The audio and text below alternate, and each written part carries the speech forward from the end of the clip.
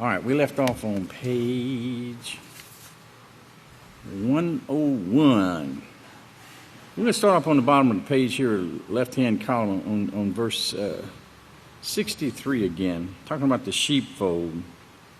That's the second to last paragraph on the left-hand column there, right here in the bottom. Okay.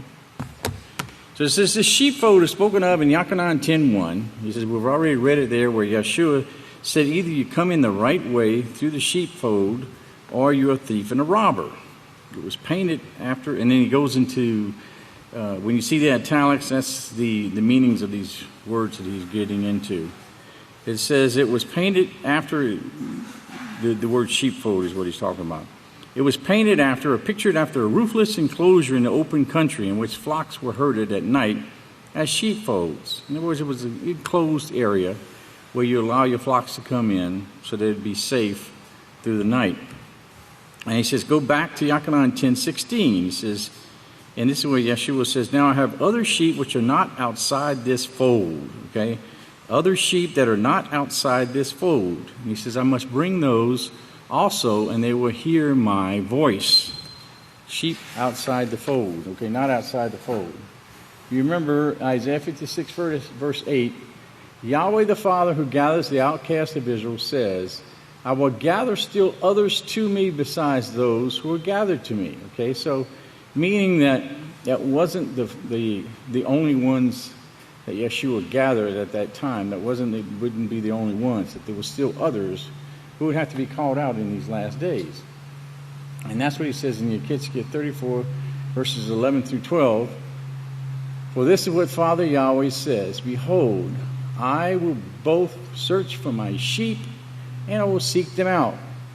Just as a shepherd seeks out his flock in the day that he is among his sheep that are scattered, so will I search out my sheep and deliver them out of all places where they have been scattered in the cloudy and dark day. And of course, remember, the promise was given to Abraham that through his seed, all the earth would become populated. Okay, and so, of course, cloudy and dark day, you can think about the fact that this is going to talk about in these last days, when the dark days will be here from the bombs and so forth, as Yeshua talked about. The sun will be darkened and so forth. Okay, let's go back to the book here. Top of the page, he says, this is us today. It's an uncovered courtyard of the house. He says, well, that's part of it. Now, in Book 1, or the so-called Old Testament, it says, also continuing on with the definition of this, he says, particularly of the court of the tabernacle or the temple at Jerusalem as pictured in Revelations 11:2. Okay, so this is what this sheepfold is talking about. It's talking about a courtyard. Okay, the courtyard of the tabernacle, like it mentions in Revelations 11:2. He says, which I know you're familiar with. And so then he reads it, Revelations 11, verse 2, but the court which is outside the temple, leave out and measure it not, for it is given unto the Gentiles unto a certain time period. Okay? So it's the courtyard that it's referring to. Well, he says, this is the sheepfold. Highlight that. This is the sheepfold. And then he says, why would it be pictured as that? And then continues with another definition. He says, the other interior surrounded by the building, or the buildings of the dwellings itself, and the latter is mentioned in Matthew 26:69, to the room in which the judges were sitting. Okay, what he's talking about here is, let me show you that verse, Matthew 26, verse 69. This is that Yeshua's trial now, and when Kepha went forth, as Kepha sat outside in the courtyard, a girl came into him saying, you also were with Yeshua of Galilee. Okay, and of course that's whenever Yeshua told him you would deny me 3 times. But the word courtyard, in King James it says the word palace. It's number 833. It means a yard is open to the wind. By implication, notice a court or a sheepfold, a hall or a palace. Okay, so sheepfold. So it shows you that it's the court. The court is what's taking place right now, okay? So let's get back to the book here. Now highlight this next part here. It says, in other words, this courtyard right here that I have brought out before where the courts are being held and the prayers were being answered by the judges. Okay? Highlight that section. In other words, this courtyard right here that I brought out before, where the courts are being held and the prayers are being answered by the judges. Okay? Now, as he goes on, he says, who sat inside the little cubby holes there. Some of them got really elaborate, according to history, there in the temple. When Herod enlarged the temple, he made the court sessions something to be admired. People actually wanted to go there and sit and listen to the court cases. The working ones who took most of their prayers were in small offices that were around the courtyard. The sheepfolds you come into, okay, and then highlight, then you come into the court where you got your prayers answered or your prayers denied. Okay? Or you come into the court where you got your prayers answered or your prayers denied. Now remember, when you go to court, you remember a legal document, when you write out, it says you pray that the court, remember? And if you've ever seen legal documents, it actually says that. You pray to the court that the court will grant you this petition and so forth, okay? So this is what we're talking about, is when the judges would sit there, okay, and they would come into the court, bring their cases to the court, then the judges would hear the matter and give an answer, okay? So this is where you came and got your prayers answered or your prayers denied. You know, it's the same with Yahweh's setup, because remember, everything on this earth that's set up is set up according to what Yahweh already has, okay? Remember, there's nothing new under the sun. So what mankind has done is set up these things where they were set up according to the same that's in the heavens, okay? Then he continues on with reading this definition. He says, the latter is mentioned in Matthew 26:69, as we just read about Kepha going out into the court. And refers to this room in which the judges were sitting, or at the house or the house itself, always referred to as the sheepfold. Okay, so either it was there, remember they would also sit out at the gates, if you remember. They would sit out at the gates that surrounded the walls that surrounded the cities and stuff, and at the gates, at the entrance of the gates, they would have a little section that was set up there for the judges, and the judges would sit there. So whenever people were traveling and they came to the city gates, they could stop off right there and speak to the judges and so forth. So if you had a case in one town, you know, you might have to travel from your town to another town and go to the city courts there. So he continues on here in Yochanan 18:15, and he reads, now Simon Kepha followed Yeshua, and so did another disciple. That disciple, who was known to the high priest, went in with Yeshua into the palace of the high priest. But Kepha stood at the door outside. Now notice, that disciple who was known to the high priest went in.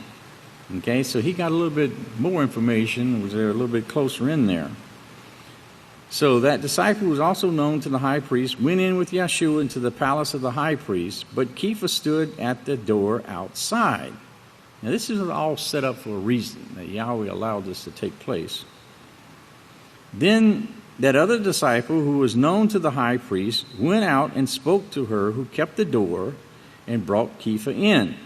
Now you see these maidens were there with the door as the doorkeepers and so forth. Remember, this was also set up with the house of Yahweh. Remember, you had the women who worked in the courts, okay? And the scriptures mention that. They were in the courts of the house of Yahweh, and this is where all the kahanas would work and stuff outside in these court areas at the gates and so forth, doing these things for the house of Yahweh. So this is how the women were heavily involved in the work of Yahweh at that time.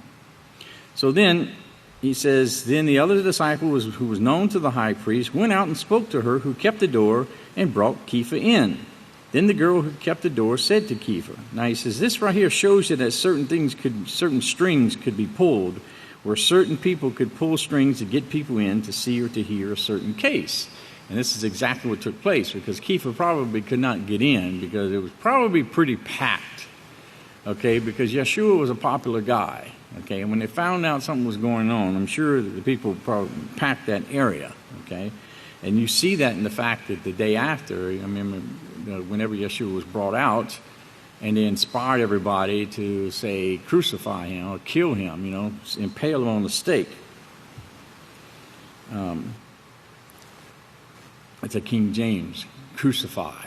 They say say he died on the stake, but the scripture doesn't say anything about a stake because on a cross, because a cross is two pieces of wood. You don't find two pieces of wood in the scriptures. Okay, it doesn't say that. It uses the word that means an upright pole. It doesn't mean two pieces of wood together. But this is what the Christian world has come up with. And then they also wear their crucifix. They have their crucifix, which shows the little dead God hanging on there, and they even wear it around their neck, as a piece of jewelry. Walking around with a dead man hanging on the cross around your neck. So he goes on to say here that certain people could pull certain strings and people could get in. And then the girl who kept the door said to Kepha, "Are you also one of this man's disciples?" And he said, "I am not." Okay, so he denied him. So this is where Yeshua made the prophecy that Kepha would deny him. So Kepha stood and warmed himself in the open courtyard because, remember, it was starting to get a cool time of the year there because it was in the springtime. It was pretty cool, so they would have fires out in the courtyard to warm themselves. Now, highlight this next sentence here.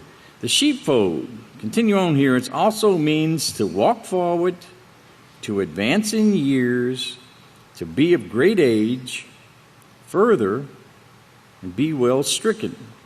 Relating to sheep, but it's also relating to Yahweh's people. Okay? Highlight all of that. You can see this word sheepfold means a lot. There's a big definition of this word. It means to walk forward, to advance in years, to be of great age, further, be well stricken. Okay, so you can see a lot of the meanings that deal with your walk with Yahweh. So notice he says it relates to sheep, but also relating to Yahweh's people. And then you remember when you look at the scriptures, you see that reference. In Psalm 78, verse 51 and 52, it says, "He destroyed all the firstborn in Egypt, the firstfruits of manhood in the tents of Ham. But he brought his people out like a flock. He led them like sheep through the wilderness." In Psalm 79:13, we, your people, and the sheep of your pasture, will give thanks to you forever. We will show forth and recount your praise to all generations." Okay, and of course, that's really prophecy referring to us in these last days. In Matthew 10:6, Yeshua said, "But go," remember he told his disciples, he said, "But go rather to the lost sheep of the house of Israel." Okay, go to the lost sheep of the house of Israel. So that's just simply a few things to show you that the sheep, it does refer to Yahweh's people as being Yahweh's sheep. And so this relates to the fact that Yeshua talked about this and talked about the sheepfold and how he had people that was in this flock but not yet born.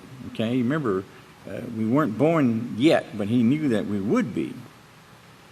Okay, continue on. It says, like Yeshua said when he said, "If a shepherd has 100 sheep and one gets lost, then he leaves the 99 and he starts searching for him." Okay, and that's what a shepherd does. Remember, the righteous shepherd would leave and go and look for the others. He's not going to leave anybody behind.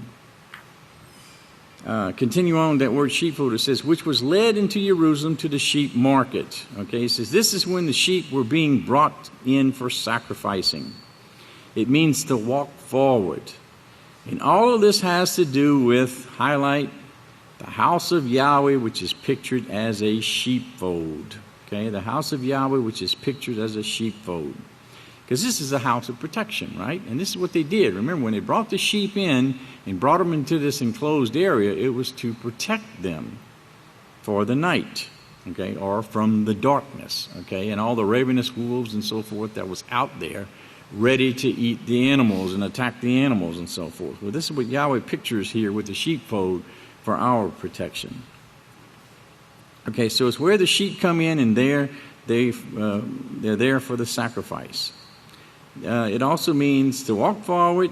A sheep, literally or figuratively, A sheep or one who follows to look out beforehand. Notice, a sheep, one who follows or look out beforehand. Well, of course, we follow our shepherd, okay?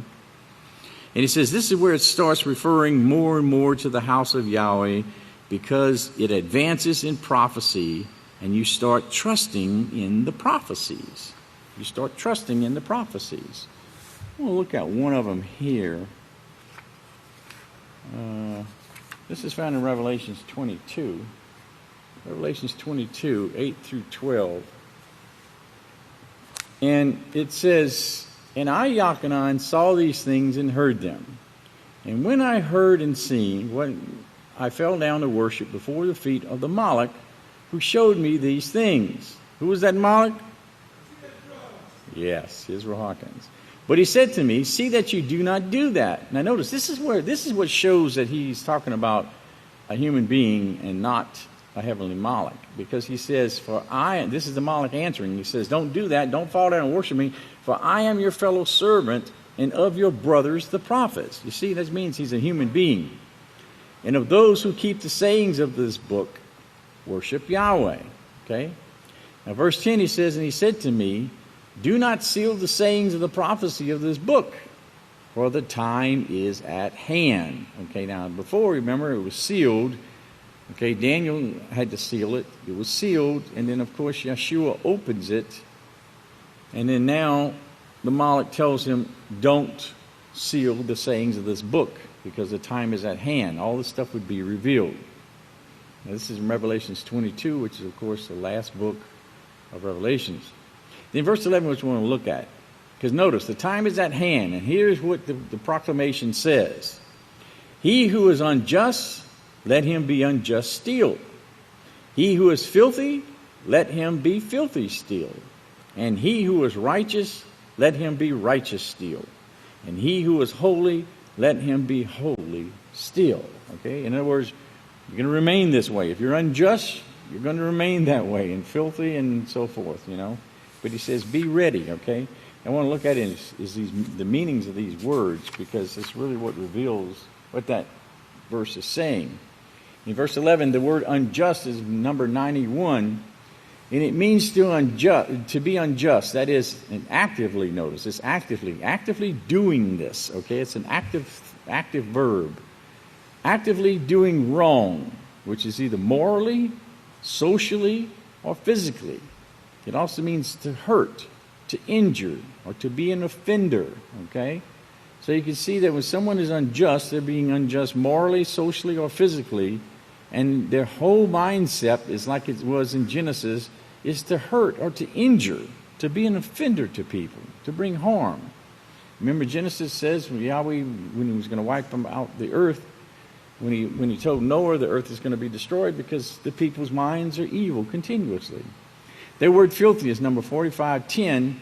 It means to soil. That is to become dirty morally, okay? So you see that people's morals are soiled. They become dirty. They become filthy in the eyes of Yahweh. That word holy is used there's two words that's used there. Number 40 is the first one. It says sacred, physically pure, morally blameless, or religiously consecrated, okay? Holy one, a holy thing, or a saint. Notice, a saint. And the next one is verse 37, which means to purify or consecrate. So what verse 11 is saying is, he who is actively doing wrong morally, socially, or physically to hurt, injure, or offend, let him be unjust still. And he who is soiled with sin and morally dirty, let him be filthy still. And he who is righteous, let him be righteous still. And he who is a saint, let him remain purified and consecrated. Verse 12, and behold, I come quickly, and my reward is with me to give every man according as his work will be. Okay?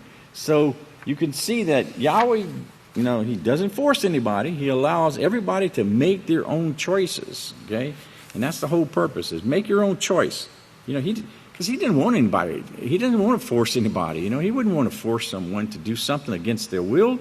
That's not Yahweh's way. Yahweh says you have a free will. You must make your own choices, okay? Because remember, Yahweh chooses to be righteous. He chooses to be who he is. Okay? He could choose to be evil, but he's not. He chooses to be righteous. Okay? Now, getting back in the book here, he actually goes in here, he's talking about solar power and stuff. And about the third sentence, he says, if you tried shutting yours off, he says, you probably know that you get a little bit hot to begin with. He's talking about fans and stuff. He says air conditioners, but you know what he's talking about, air conditioning? A swamp cooler. Okay, a swamp cooler. So if you tried shutting yours off, he says, you probably know you get a little bit hot to begin with. He says, I have a solar kit right now, and it runs a box fan, and it runs lights. He says, I don't have to use anything from the electric company. And then he goes on in the next the next paragraph, he's talking about, windless nights. It gets pretty hard to sleep, but, if you have wind blowing and you can face that way and open up your windows, and of course you're going to get cool weather or cooler. And then he says, he talks about this setup here. We'll go over to verse 76, which is right across the in the right-hand column here, where he says, I want to get all these air conditioners or swamp coolers on solar power very soon.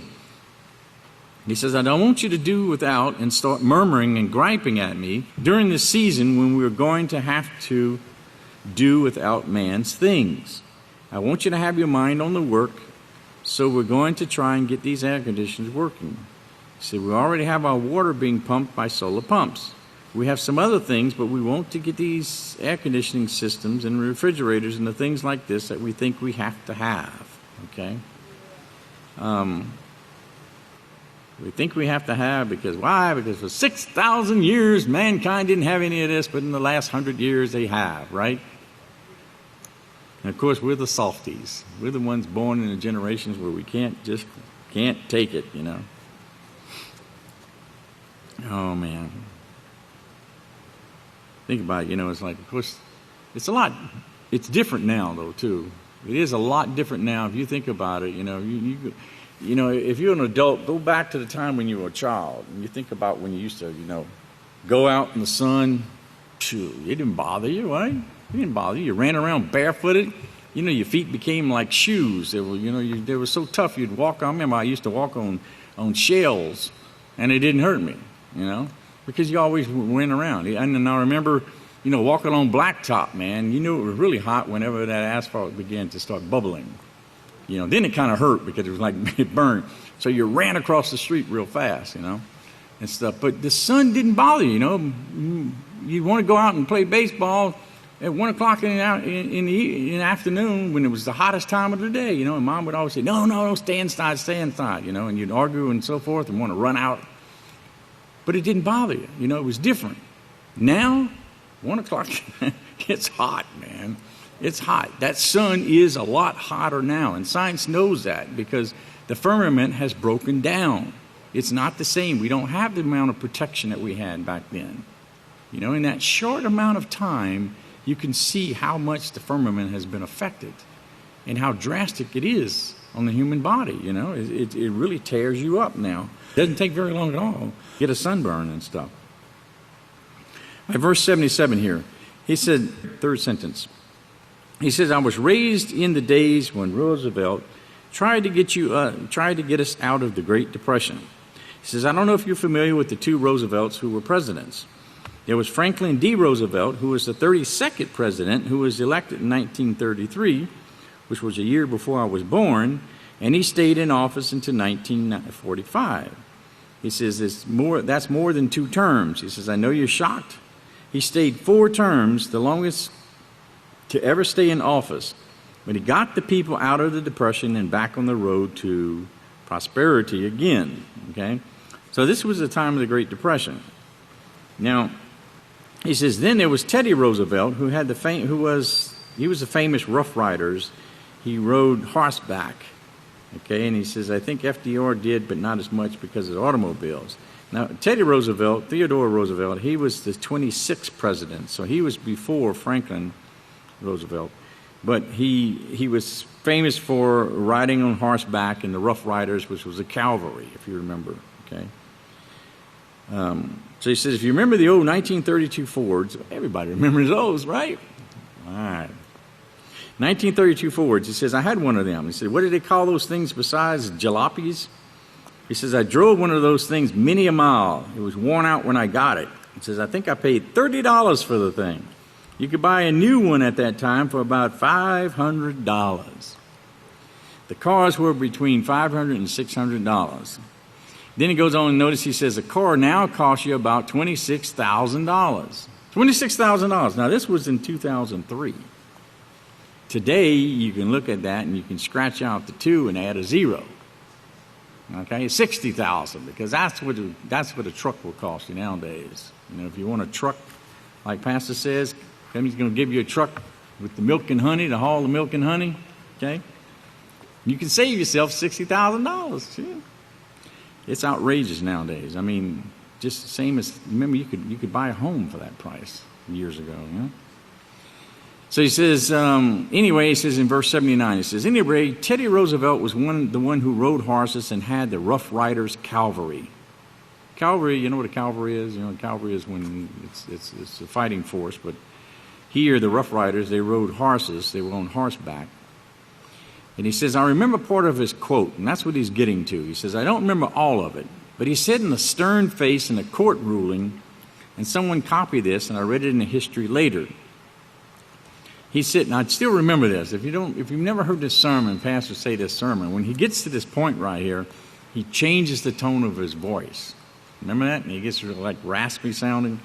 He says, it's not the critic that counts. Now highlight all of this, okay? It's not the critic that counts. It's not the one who finds fault with the one who is doing the work. It's the man who is in the arena, who puts his hand to the plow and his shoulder to the wheel, and he falls and stumbles. But he gets up and he does the work in spite of all your damn criticism. And this was Teddy Roosevelt in his famous speech. Okay? Highlight that part because he makes a point there because, you know, it's not the critic that counts. You know, anybody can be a critic. It's very, very easy to criticize things, right? Very easy to criticize things. But it's much difficult, you know, when you're trying to do the work and you don't have the support of people behind you. But notice he says, you know, it's not the one who finds fault with somebody who's trying to do the work, but the man who puts his hands to the plow and his shoulder to the wheel and tries to get the work done. Even though he might stumble, he might fall, but still, you know, he gets up and he does the work in spite of people criticizing him because he knows he's determined. You remember, and that's what we're talking about. That's the reason why he brings this out is because of the determination. Remember Issachar? He was determined to get the work done, right? What did we read earlier? Issachar bent his shoulder down to get the work done, right? He put his hand to the plow and he went for it, okay? And that's the reason why he brings out here about Teddy Roosevelt's famous speech here about criticism. Even though people criticize, the work still has to be done. So it doesn't matter what the critics say. The work still has to be done, and it's going to get done, okay? So he says, this was Teddy Roosevelt in his famous speech. He was a cowboy who was brought in to run a cavalry and to fight the Indians and anybody else who wanted to tackle him. Now he continues with the sheepfold definition. So highlight this part.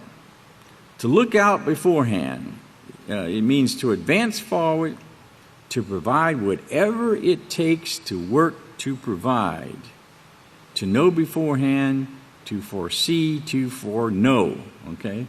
And you notice it says to look out beforehand. Be looking in advance, okay? Remember the Peaceful Solution teaches that, right? To look into advance. Make up your mind in advance. To look forward. And notice, to provide whatever it takes to work. Whatever it takes to get the job done, that's where you got to have your mind set on to get this work done, okay? And this is what you got to have your mind set on to be in order to get into the kingdom is to do whatever needs to be done regardless of what anybody, you know, might say or do and any problems that you might come up with. So he says, now these are all the prophecies here, brethren, concerning this people who Yahweh has chosen to be priest of Yahweh, starting with Issachar and then coming down to Eob, and then coming down to his son Yeshua. Okay? And then the same bloodline being protected and brought forth to these last days where he chose the last remnant to take. You see that?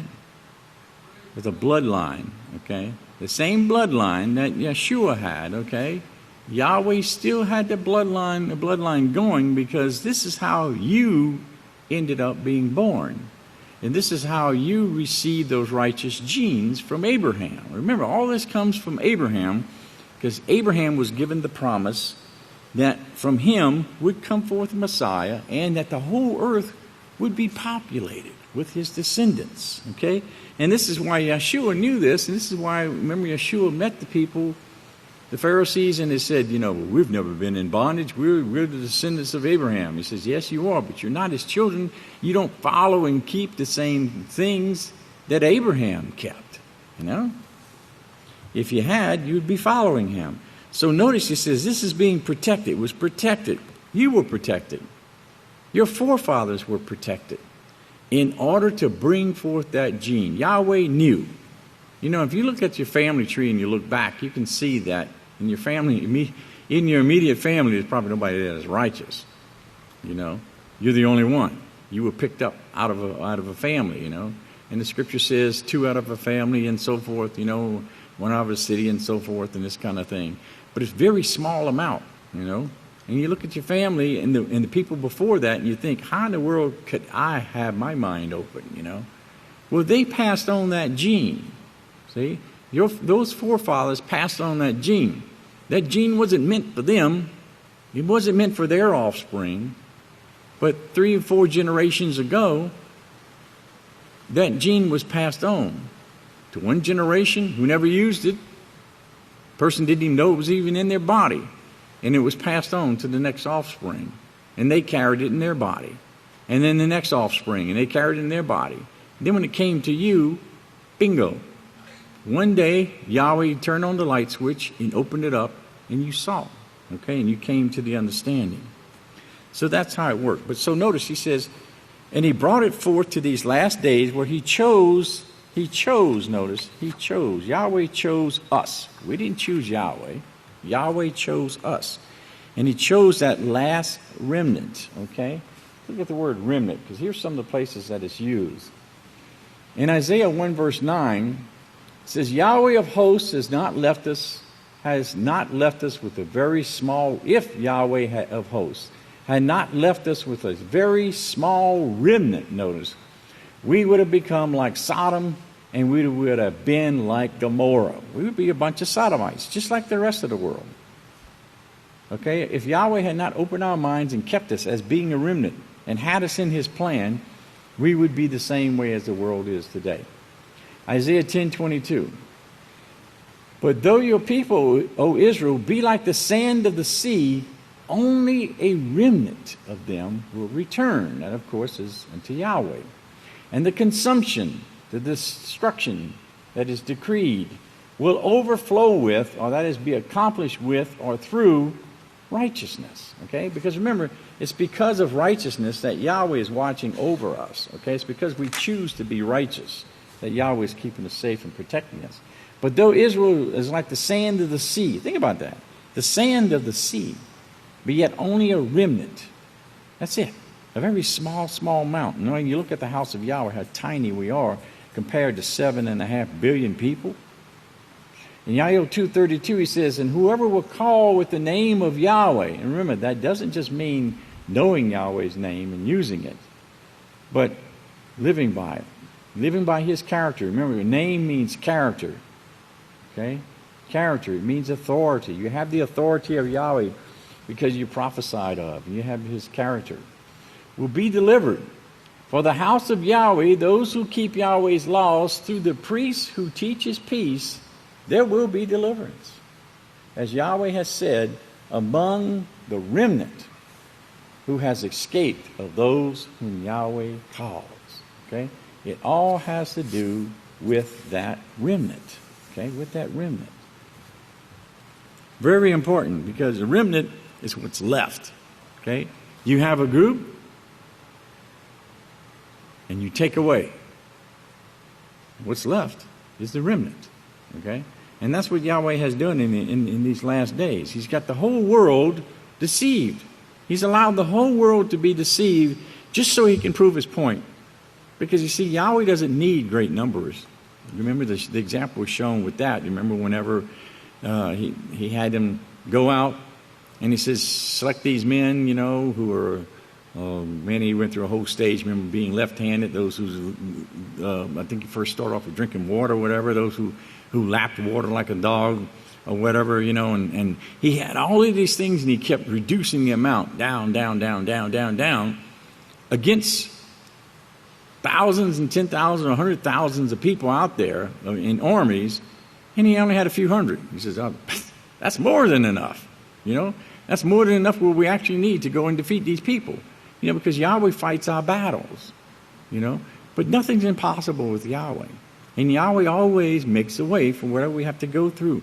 But he's allowing this remnant, this very small, tiny group. We're not even a drop in a bucket.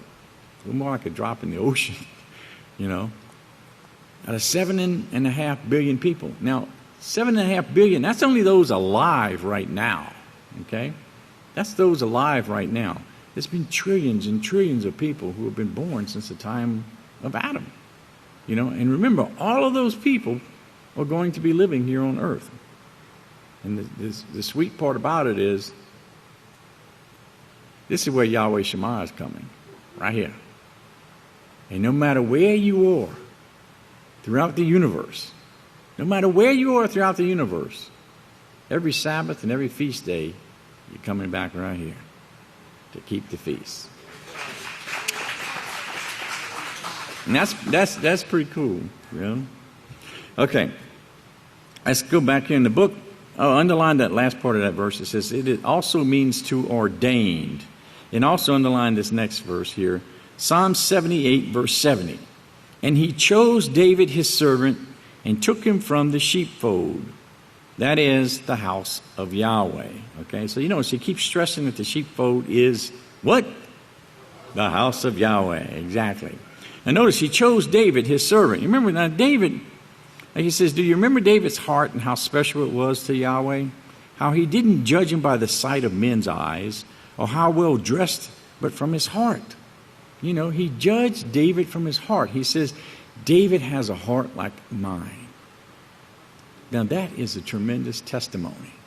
Like he called Abraham my friend.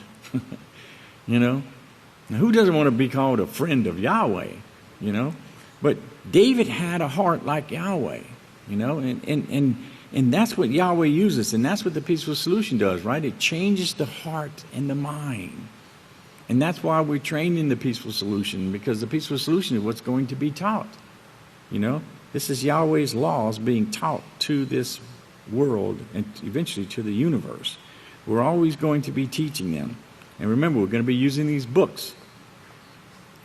So 12 zillion years from now, you might open up to this chapter and say, oh yeah, I remember that in class. We covered that in such and such a date and blah, blah, blah, blah, blah, blah, blah, blah, blah. That going to be cool or what? Okay, so David had a heart. And Yahweh knew that heart. And he knew it was very special to Yahweh because David thought, David was sorrowful for the things he had done and stuff. It's not something that he was prideful of. In fact, it shows that he repented. And when wrong was pointed out to him, he was very quick to repent. And he acknowledged his wrongdoing. And that's what Yahweh wants to see in us. Okay, in verse 82 here, highlight the whole paragraph. Highlight the whole paragraph. This word here actually means completion, holy, and also perfect. This sheepfold or house of Yahweh makes one perfect. Only if you will humbly submit yourself. Notice, submit as a little child and start taking the proper training. For your reference note, Matthew 18:3, because that's where Yeshua takes the child and he says, unless you become like a little child, you will not enter into the kingdom. Okay? Because a child is innocent. A child is trustworthy. A child believes that the adult is going to take care of him and teach him right and guide him correctly. That's the thing about a child, and that's the innocence of a child. And so he says you have to humbly submit yourself as a little child and start taking the proper training. If we don't humble ourselves, remember this whole chapter is talking about, this sermon is talking about the pride, getting the pride out of us. And it shows that Issachar, and his descendants, he continued to strive towards the goal of making it to the kingdom and doing the small part that he had. He knew he had a small part, but he was determined to get that part done, to take care of it, and to do his part. And that's the whole purpose of this writing, of this sermon that he's talking about.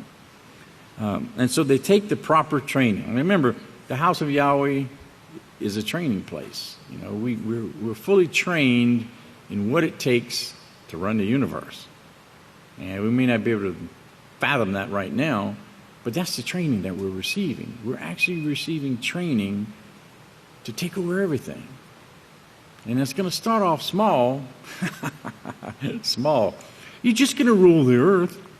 It's a little tiny earth, that's it, That's a small thing in Yahweh's eyes. It's tremendous in our eyes when you think about rule the earth. How you can rule the earth? You can rule every microbe that composes this earth.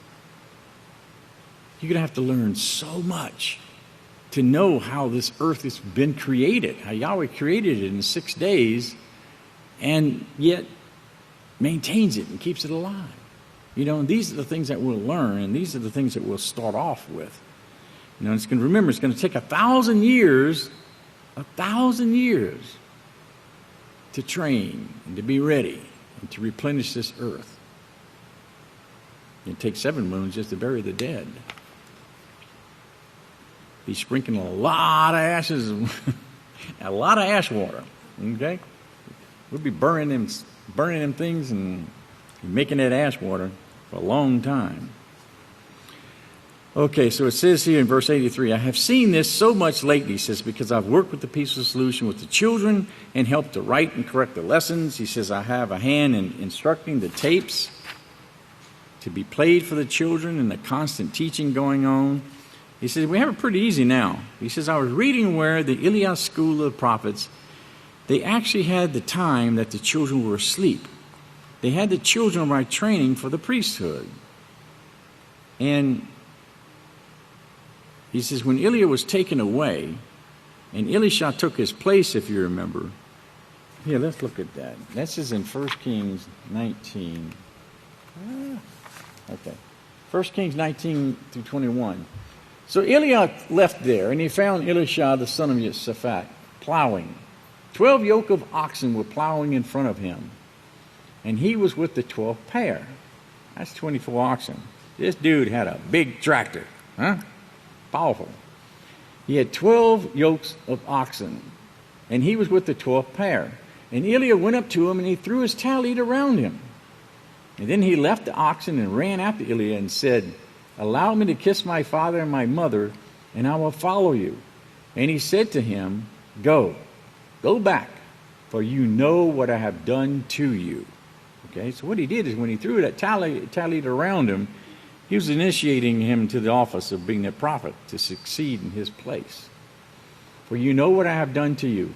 So Elisha left him and went back, and notice what he did. He took the yoke of oxen and he slaughtered them. And with the ox equipment, he cooked the meal. Remember, because they had the yoke. The yoke was made of wood. So he piled it up and he slaughtered them. And with the ox equipment, the yoke, he cooked the meat and he gave it to the people and they ate. So he made a sacrifice there. And then he got up and he followed Eliah and served him. Okay? So this is what Pastor's talking about. And he says, when Eliah was taken away and Elisha took his place, if you remember, they sacrificed the ox and they burnt the harness. They were putting the past behind because there was no turning back. Okay, there was no turning back. And so when Elisha went and slaughtered the ox and he cooked the meat and he gave it to the people, That was it. They had consumed the sacrifice, and the sacrifice was done, and then he left to go with Eliab. So he says, they had the school of the prophets, and while the children were asleep, the prophets were reading the laws to them. He says, now they had to have something to understand something about the subconscious mind. Okay, they had to have something about knowledge about the subconscious mind. Okay, because while the children were sleeping, they would be reading the laws to them, knowing that as they read, this was going into their subconscious mind and they were receiving this information. And this is why we told about, letting the sermons play through the night so it goes into our subconscious mind. Now he says they weren't altogether stupid like people try to show that they were and how advanced we are. That they were a bunch of cavemen. They were so dumb they didn't have any technology or anything back then. Look at us, we're so smart. Why, we can create a nuclear power plant. We can produce electricity with the atom. We can build a power plant that uses the splitting of the atom to boil water. And the water turns a turbine, which turns a generator to produce electricity. Isn't that amazing? Now we have radioactive rods that we got to get rid of, and we don't know what to do with them.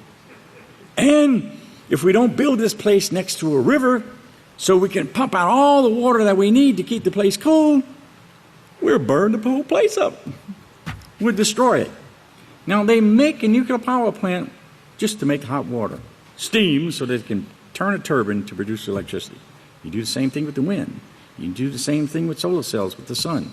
You do the same thing with the current of the river itself to turn the turbine in order to produce electricity. You remember they used to use all this technology way back then. Remember? Even in the days of Egypt. They put turbines in the water and turned the turbines, and this is what ended up pumping out the water system to water their gardens and so forth. None of this stuff was new, But man, he thinks it's so incredible with the things that he has. But everybody back then was dumb cavemen in their eyes. Well, he says, this is why we can do things that we do. This is why we do things in Christianity like sodomize and actually make a righteous act out of it. He says, it's not okay and it does a lot of harm. He says, we won't be allowed in the kingdom. None of these things are going to be allowed in the kingdom. No sin is going to be allowed. Underline this again. The sheepfold is the house of Yahweh. I think we know what the sheepfold is, right? No one should miss that on the test, right? The sheepfold is the house of Yahweh, because remember, that's the vocabulary word, sheepfold. Okay, so it's the house of Yahweh, which makes perfect, which Issachar bent his shoulders to and said, I'm going to do it. It also means the end. Notice, the end, to complete. Notice that. We talked about the end. We're living in the last days, the end time right now, the time known as the end.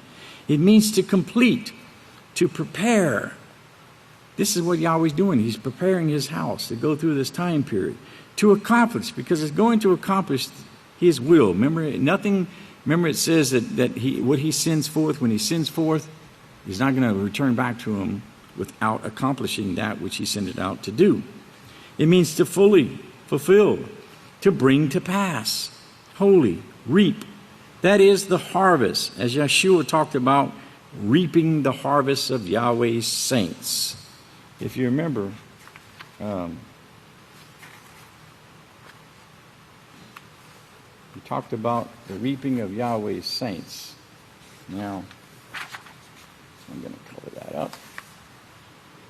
The saints. Okay, in Matthew 9, verse 35 to 38, he says, so Yeshua went about all the cities and the villages, teaching in their synagogues and preaching the message of the kingdom. So notice, that's what he did. His work was teaching and preaching and healing every sickness and every disease among the people. And when he saw the multitude, he was moved with compassion for them, for they were distressed and helpless, like a sheep without a shepherd. And then he said to the disciples, the harvest truly is plenteous, but the laborers are few. Therefore pray to the chief harvester, that is, of course, Yahweh, and he will send out laborers into his harvest. Okay? Now, that word laborer is number 2040, and it means a toiler, figuratively a teacher or a worker. So notice what he's saying. The harvest surely is plenteous, which is the people, but the teachers are few. Okay, the teachers are few. These workers, these teachers. And remember, the banner. We're learning what to teach so we can teach what we have learned, right? So you can see how it all ties into that.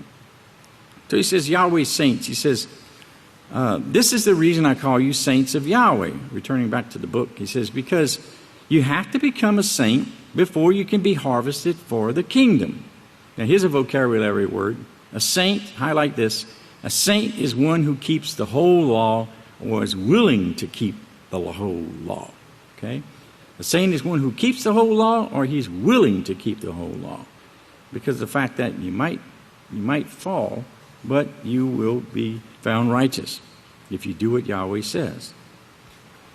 Now he says, seeing the beautiful rest that comes with it, as Issachar did. You know, remember Issachar saw that rest. He put his hand down. He put his shoulder to the plow. Remember it says he rested in between the sheepfold.